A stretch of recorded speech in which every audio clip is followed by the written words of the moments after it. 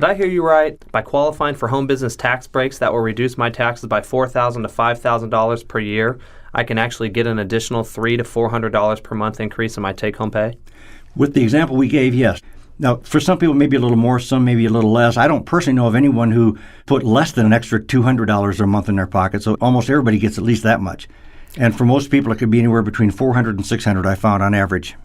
Right, and that's for as long as they're working, right? That's right. That's for the rest of their working lives. Well, the great thing about that is that extra $300 or $400 a month is more than enough for people to cover all the cost of starting and running an active business. And that's really important, especially since you say that it can include your own personal consumption. So, in effect, Uncle Sam is paying me to try to make a profit. Uncle Sam will pay you to start and run a home-based business. That's exactly right. You do not have to actually make a profit before taking the tax deductions. In fact, it's even better than that. Let's say you make $30,000 from your regular job. And let's say you're new, so you only make maybe $5,000 this year. That's $35,000. Now, your $5,000 home-based business may generate $20,000 worth of tax deductions. You can take those other $15,000 worth of deductions and apply that against your W-2 income. Wow. It's against all sorts of income. It's your W-2 job, it's rental income, it's investment income, and those deductions can be applied against any source of income, not just your W-2 job, but also against passive income, rental income, profits on investments, for example. So the home business itself can generate tax deductions far in excess of the amount of money the home business is making. Now, that means that on paper, that home business is in a loss position. It will be at least for a few years if you're really into this business seriously, because since you've got somebody else already paying for the cost of your business, called Uncle Sam and an Iris, that means you don't have to take any of the money out of your commissions and bonuses to pay those your regular operating bills. Well, if you took that same money and plowed that back into your own business, by buying more tools, by going to more conventions, by being even more actively involved, giving away more sample product. Plow it right back into your business, which is a smart thing for any business person to do. You're going to be in a loss position on paper for at least a few years. And it's important to also note, because I don't think I mentioned this before, that you begin getting these deductions on day one, the day you activate your business, not the day you sign up. If you sign up to be a distributor and you wait a week before you get started, you lose a week's worth of tax deductions. But if you sign up and you get started immediately, as of that day, you're in business, and all these tax deductions we're talking about apply. Listening to you, Ron, I'm really starting to understand why some of the books I've read by some great authors, Jim Rohn and Robert Kiyosaki, and my personal mentor and favorite, Bob Schmidt, suggest that everybody that works a job should be building a legitimate home-based business while they're working. The author of the foreword to my book is Robert Allen, a well-known business book author. He's had, I think, 5 books now in the New York Times #1 bestseller list. On the front cover of my book, I quote Robert Allen as saying, "Anyone with a home-based business needs this book. Anyone without a home-based business needs it even more." I like that. That's what Bob Schmidt would say as well. One of the things that I hear something about that I've had several people ask about or comment on is a 3-year rule that says after 3 years, if you're not making a profit, you can't continue using them as deductions. Can you address that? That's another widely held misperception. That rule exists, but that rule applies to income-producing hobbies.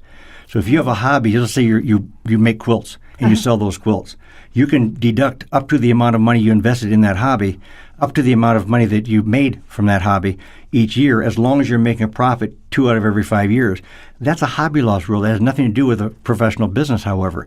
You're in a business, and there's no defined limit to how many years you can be in a loss position before you begin making a profit. As long as you can prove that you're attempting to make a profit, there's no defined limit to how many years you can claim a loss in a row. Oh, that's kind of interesting. I'm glad you clarified that, because there are some big businesses that declare losses every year and continue to be in business year after year. So Amazon.com, yes. I believe, in their first 10 years in business, declared a profit one calendar quarter out of 10 years. That's what I heard. Because they could always prove that they're intending to make a profit. Why'd they lose money? Because they're plowing it back into the business. That's a smart business move. Ron, a little while ago you mentioned of taking your tax savings and applying them into building your business. I just want to support that, because when I got started, I took my tax savings and applied them towards my product and the balance into tools, and my business grew much more rapid because I was able to do that. I'm really excited because this information gives us a brand new recruiting and closing tool, doesn't it? Oh, absolutely. It gives people a good reason to want to not only get into the business, but to stay active in it. It's also a great retention tool because you remember you have to be actively involved in your business with a profit intent and run your business on a regular and consistent basis.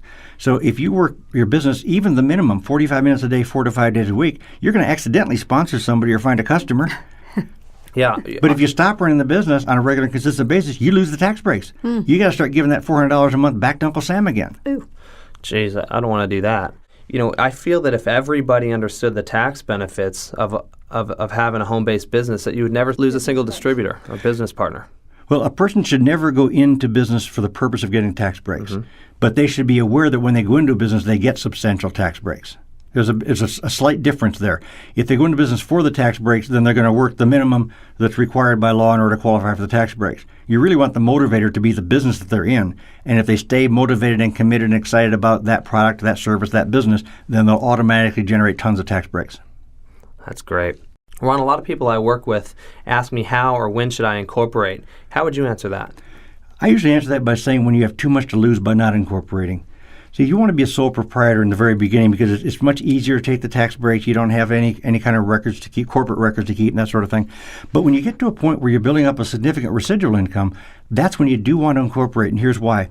We're in a litigious society. People are suing each other all the time. If you happen to be somebody that gets sued and you have a sole proprietorship, they can not only take everything you've got, but they can attach future earnings. That means you're going to lose your residual income. So when you get a decent residual income, you want to incorporate because then when they sue you personally, they can't get at your residual income because that's going to your corporation. Okay. Well, then it's true. We can get a lot of tax breaks by running an active business. Exciting thing is that now there's a book written in plain English for people like me, that tell us exactly what they are, how to qualify for them, and what records to keep. Tommy and I have read this book. We're excited about what it's done for us, and we strongly recommend your book, Ron. It's how much you keep that counts, not how much you make. Because it is the only plain English book I've ever had a chance to read that is authorized by Congress. Ron, I actually stumbled across your book, and when I ordered it, and once I read it, now I have so many distributors asking me, well, how do I capitalize on these tax benefits? I just say, read the book. It will simplify your life. And let me jump in, Tommy, and say that it will simplify your life, and it's simple to understand. This book really is easy to use. I've actually had people say it's fun to use. Nobody wants to study taxes. Nobody wants to even read about taxes. So this has been written in a way that you can actually enjoy learning about how to save a lot of money without having to be a student of taxes. It's a quick read, easy read, and it's really quick to use. So yes, it does simplify things a lot. Sign up and get active today. Let Uncle Sam pay for your startup costs and your operating costs. And Tommy, some people are going to be tempted to think about this for a long time. Some will never make a decision. But let me say this. For every day you delay in making this decision, when you get up in the morning and ready to go to work, go to the kitchen window, open the window, and throw a $20 bill out the window and watch it blow away. No, thank you. The next morning, get up and open your kitchen window again, throw another $20 bill out the window, watch it blow away. Do that for as many days as you can stand it, because that's how much you're losing approximately in taxes by not having a home-based business, costing you easily $20 a day. Or another way to put that more positively is, what if you woke up one day a week, let's say every Tuesday morning, when your alarm clock goes off and you reach over to hit the snooze alarm, you see a crisp $100 bill on your nightstand with a little note on it saying you can do anything you want to with this $100 bill. Would you donate that to Uncle Sam?